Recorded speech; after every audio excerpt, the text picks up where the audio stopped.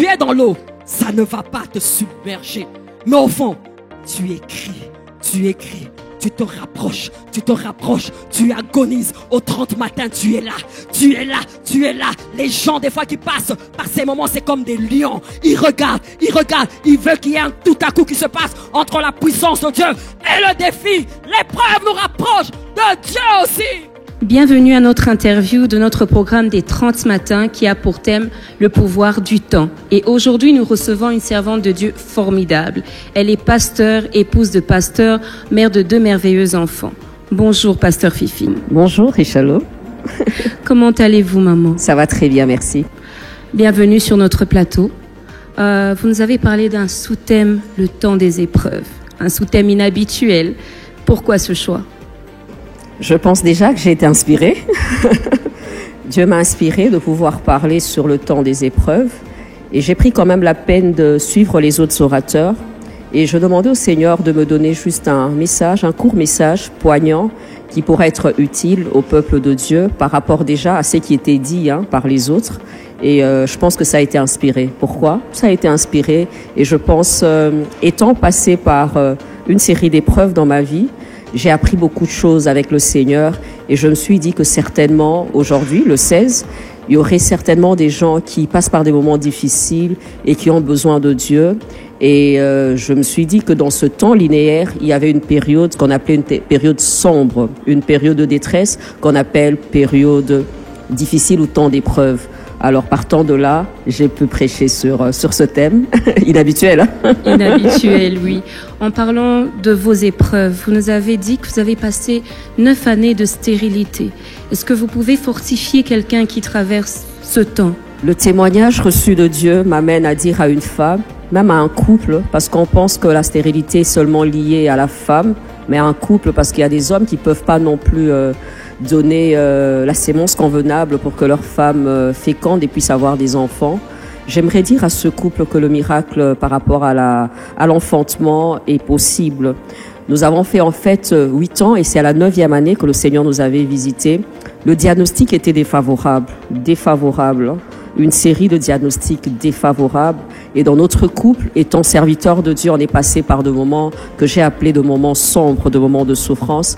On a eu à prier, on a eu à jeûner et on a eu à contracter une grande foi par rapport au miracle. Et par la grâce de Dieu aujourd'hui, j'ai non seulement une fille et j'ai un garçon. Pour moi, avoir une fille, c'était déjà bon, mais le Seigneur, agréablement, il m'a surpris, il m'a accordé aussi un garçon par la grâce de Dieu. Alors je dirais à ce couple que c'est possible. Si Dieu l'a fait pour moi, il peut aussi le faire pour eux, parce que Dieu ne fait exception de personne. De tout mon cœur, je le dis et je le crois. Il le fera certainement. Amen. Vous nous avez dit qu'il y avait 4 origines de ces temps d'épreuves. Est-ce que vous pouvez nous en dire plus? Ok. Parlant de temps d'épreuves, en fait, je voulais détailler les sources parce que nous avons tous des épreuves, mais les sources ou bien la source n'est pas la même. Il est toujours important de mettre la personne face à la réalité, face à la vérité, pour que cette personne soit en mesure d'affronter le problème. Quand tu connais la source, tu trouves facilement un remède. En parlant de 4 sources, j'ai dit que des fois l'épreuve est liée à nous-mêmes, notre ignorance ou bien nos erreurs, tout ça et tout. Et deuxième chose, j'ai dit qu'il y avait aussi le diable qui est le voleur, c'est lui qui détruit, d'après Jean 10:10 et tout.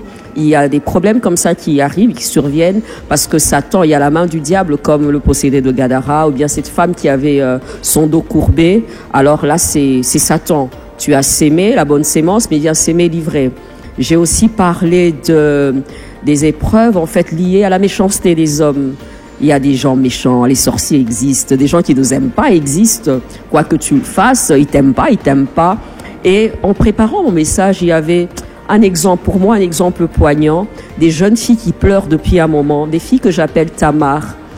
La méchanceté des hommes a poussé ces hommes à violer ces filles, à détruire leur cœur, leur personnalité. Ces filles n'ont plus d'estime de soi. Ces filles ne croient plus au mariage. Ces filles ne croient plus en elles-mêmes. Alors j'ai dit qu'il y a des hommes méchants qui viennent simplement violer nos jeunes filles abuser nos jeunes filles et tout. Et ces jeunes filles ont besoin de Dieu. Et ces filles que j'appelle Tamar, j'ai dit Tamar, s'il te plaît, tu peux te relever. Les hommes n'ont pas voulu le bien pour toi, mais Dieu a un plan merveilleux pour toi. Donc il y avait ça. Et puis enfin, il y avait l'épreuve voulue par Dieu. Les temps de souffrance voulus par Dieu. Des temps où Dieu veut passer par cette situation pour manifester sa gloire. Jean 9, l'aveugle né. Dieu a dit, c'est pour me glorifier. C'est bien ça. Notre père Abraham, 25 ans, et c'était pour la gloire. Aujourd'hui, on l'appelle père de la foi. Mais c'est sur base de quoi? De cette épreuve. Et j'ai dit aux hommes et femmes qui me suivaient en disant que Dieu veut passer par cette épreuve, en fait, pour faire de toi un témoignage. En me présentant, le pasteur Marcelo a dit, ma sœur, oui, mais elle est passée par 8 ans ou 9 ans sans enfant, et voilà. Et je crois que dans cette assemblée, il y avait des hommes, des femmes, par cette épreuve où le Seigneur dira, voilà, je veux me glorifier. C'était ça, les 4 points, ou bien les sources par rapport aux épreuves. Il y a des temps où des épreuves qui ne passent pas. D'emblée, il m'est difficile de dire oui ou non, parce que ça dépend d'un cas à un autre. Et lorsque je me base, je lis ma Bible, je me rends compte qu'il y a Paul qui avait cette écharde qui n'est pas définie. Certains parlent de, je sais pas, l'infirmité, il y a beaucoup de choses et tout. Mais je dirais que mais le Seigneur avait une phrase, un mot en disant que ma grâce te suffit. Dans la grâce de Dieu te suffit, il y a une provision. Hein. Il y a une provision qui peut être la joie, la force de courir et de pouvoir avancer. D'emblée, quand j'ai un challenge, j'ai un défi, je ne sais pas dire que ça restera statique, qu'il n'y aura pas de solution, qu'il n'y aura pas d'issue. Je vais mettre ma foi en action jusqu'à ce qu'il le fasse. C'est pourquoi j'ai dit, comme Job avait dit, j'aurai de l'espoir tout le temps de ma souffrance jusqu'à voir mon état changer. L'attitude que moi je vais avoir, c'est d'avoir l'espoir jusqu'à voir l'état changer. Au final, avant que Christ n'arrive, bien dès qu'il arrive, on dira, bon, elle n'a pas pu concevoir, elle n'a pas pu avoir cette chose, oui.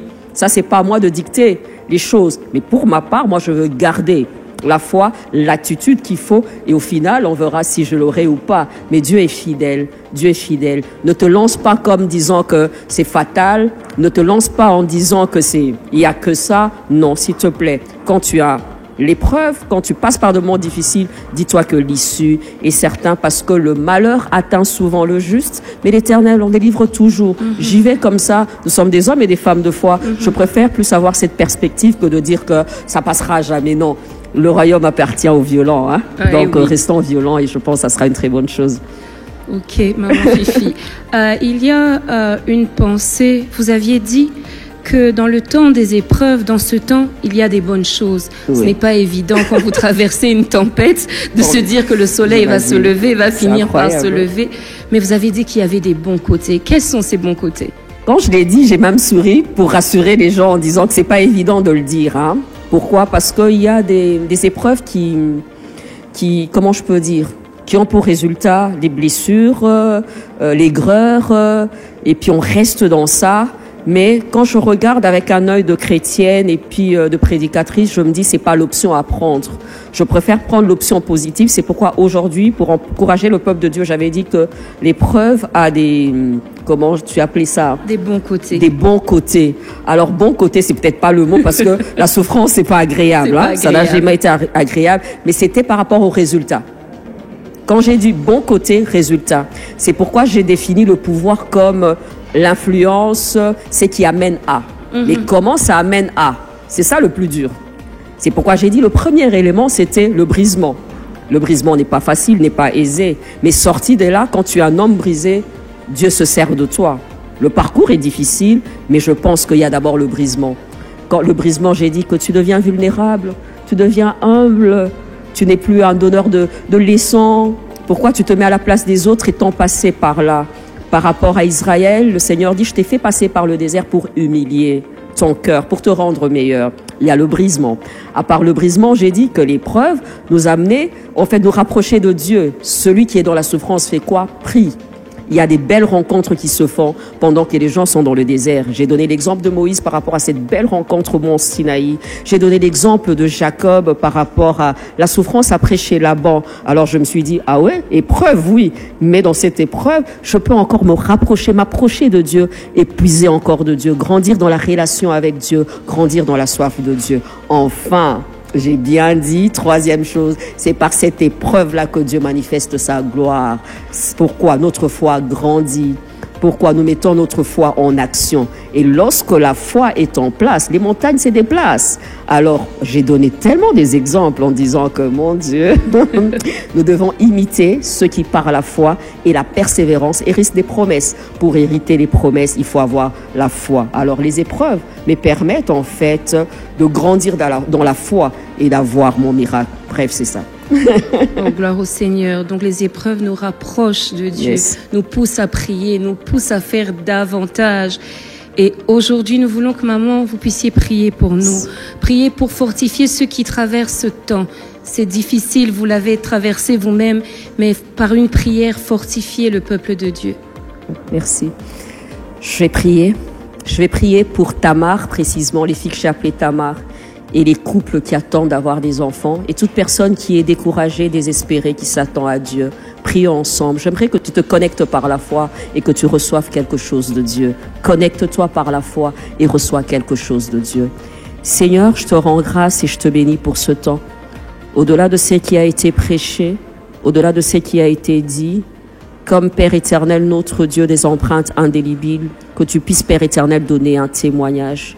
Donne un témoignage à ce couple qui attend de toi d'avoir des enfants, ce couple qui pleure en secret, cette femme qui pleure, cette femme qui est mortifiée, cette femme, oh Dieu, qui regarde au diagnostic du médecin et elle a l'impression qu'elle a été oubliée de toi et que c'est fatal. Je te prie de te souvenir d'eux et que tu donnes un témoignage favorable comme tu l'as fait pour moi. Éternel, je viens te recommander les jeunes filles violées, les jeunes filles abusées, les jeunes filles blessées, les jeunes filles, ô Éternel, notre Dieu, qui ne croient plus en elles-mêmes, qui ne croient plus au mariage. Je te prie, Père éternel, de pouvoir restaurer au nom de Jésus.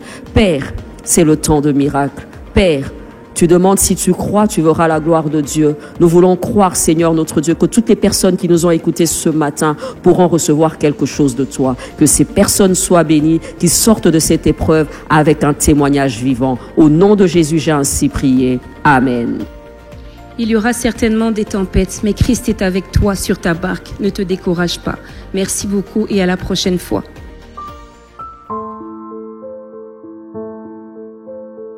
Shalom, moi c'est le pasteur Marcelo Jérémy Tounassi de l'église La Compassion Limitée Kinshasa. Les 30 matins, c'est vraiment une longue histoire avec Dieu. Il y a très longtemps, plus de 10 ans, le Seigneur un jour m'avait demandé d'organiser une convention matinale pour des amoureux. Et c'était vraiment quelque chose d'étonnant pour moi parce que en ce temps-là, la plupart des conventions avaient lieu le soir. Et le Seigneur m'a dit, fais-le. Et mes amoureux viendront. Et c'était pour moi une révélation qu'il y a des assoiffés de Dieu capables de quitter leur lit et de chercher Dieu pendant 30 jours dans le froid, tous les jours de 6h à 8h. C'est une convention des amoureux de Dieu, des amoureux de la parole, des assoiffés de l'esprit. La vision, pour moi, c'était d'abord d'obéir à Dieu, faire ce qu'il m'avait demandé. Mais aujourd'hui, c'est de déclencher un réveil. Et d'ailleurs, c'est pendant les 30 matins que nous baptisons le plus de gens, que nous gagnons le plus d'âmes. C'est déclencher un réveil, engendrer des âmes pour Jésus-Christ, les affermir et les former pendant 30 jours. Et c'est devenu une grande source de croissance de l'Église. La mission que Dieu nous a donnée pour les 30 matins, c'est pendant un mois, insister sur un seul message, un seul thème et le faire entrer dans les cœurs des fidèles. Parce que des fois, lorsque nous prêchons, après 2-3 jours, les gens oublient. Mais lorsque plus de 10 orateurs, plus de 15 orateurs ont redit presque la même chose, ça laisse une trace spirituelle dans les cœurs. C'est-à-dire insister sur un message de plusieurs manières, afin qu'il reste gravé dans les cœurs. Pour cette année, c'est un thème que j'aime beaucoup. Je l'ai prêché il y a très longtemps. C'est le pouvoir du temps. Le pouvoir du temps. Le temps a la capacité de révéler la vraie nature des choses. Lorsque tu achètes du toc, tu peux croire pendant un temps que c'est de l'or. Mais le temps te révélera que c'était pas de l'or, c'était du toc. Le temps a le pouvoir de manifester les hommes. Un homme peut se manifester aujourd'hui comme humble, mais dans la gloire, il se manifeste comme orgueilleux. Donc nous parlerons du pouvoir du temps. Ce sera du 1er au 30 août, de 6h à 8h à l'église La Compassion Limitée. Nous sommes à la 2e rue, quartier industriel numéro 4. Pour ceux qui ne sont pas à Kinshasa, comme nous le faisons toujours, nous serons en ligne sur Compassion TV le matin. Il y aura donc 30 vidéos du 1er au 30. Déjà, soyez connectés à 6 heures du matin et vous aurez tous les messages, même sur notre page Facebook, Pasteur Marcelo Tounassi.